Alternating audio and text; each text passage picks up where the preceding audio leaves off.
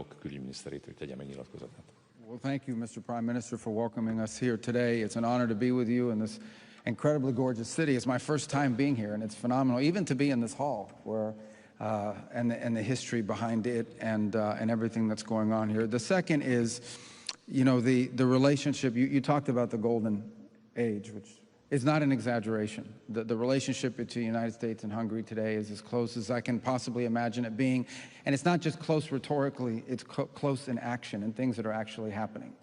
And I think some evidence of that is here today in the agreement that we've just signed that builds on a historic meeting that we had in November at the White House that you had with the president and that I happened to have the honor to be present and be a part of it. The signed agreement we've had today is one that we hope will be many in the years to come, that areas of collaboration. You spoke about the 17 investments. To those who think that Hungary is being isolated, that's an example of the fact that that's not the case, that under the Prime Minister's leadership, in fact, there is a growing number of American companies, as evidenced by the 17 that have already arrived, who want to invest in your economy and want to be a part of what's happening here and are excited about it because you have strong leadership, because you have leadership that we know are going to protect investments and allow it to continue to be a place that's friendly for business and be competitive with rules that are competitive, that allow businesses to grow and prosper in comparison to other places.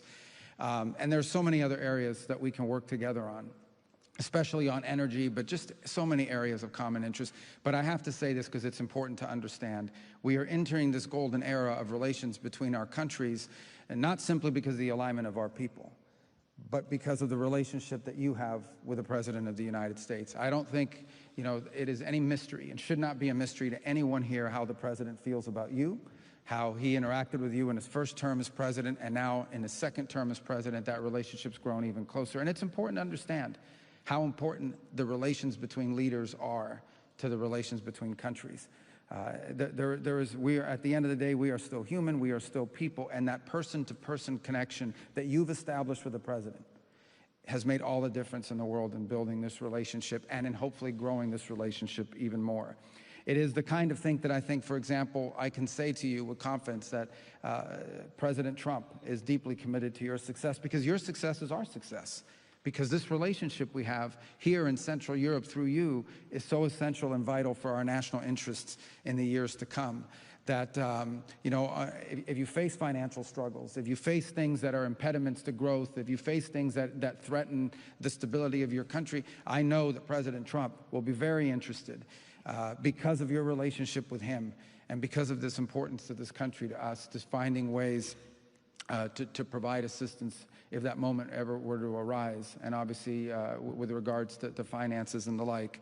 I also think it's the reason why in your visit in November you saw an extension and a suspension of the imposition of sanctions and allowed to move forward on energy. It was because of that personal relationship. It's because we want you to continue, because we want this economy to prosper, we want this country to do well. It's in our national interest, especially as long as you're the Prime Minister and the leader of this country. It's in our national interest that Hungary be successful. It helps America, and obviously it helps you. So it's an honor to be with you here today. We have a lot that we can continue to work on. We also want to thank you, and I want to thank you on behalf of the President of the United States for the indispensable role you played on the Board of Peace. Not everyone's on the Board of Peace. And not everyone, you know, for different reasons, they can be participants or not be participants, but you are, and you've been there from the very first day.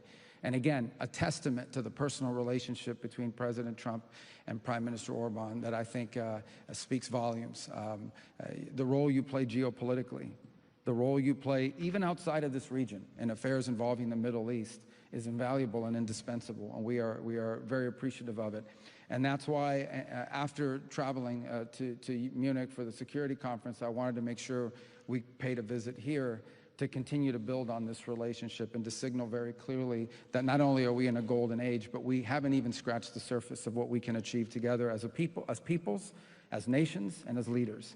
And so I thank you for the opportunity to be with all of you here today, and thank you for the very warm invitation and the very important conversations that we had, where we touched on a bunch of subjects and a bunch of topics that I think will be of great interest back in Washington when I return. Thank you. Külügyminiszter úr, köszönöm szépen. Most néhány kérdésre van időnk. A magyar televíziót kérem először.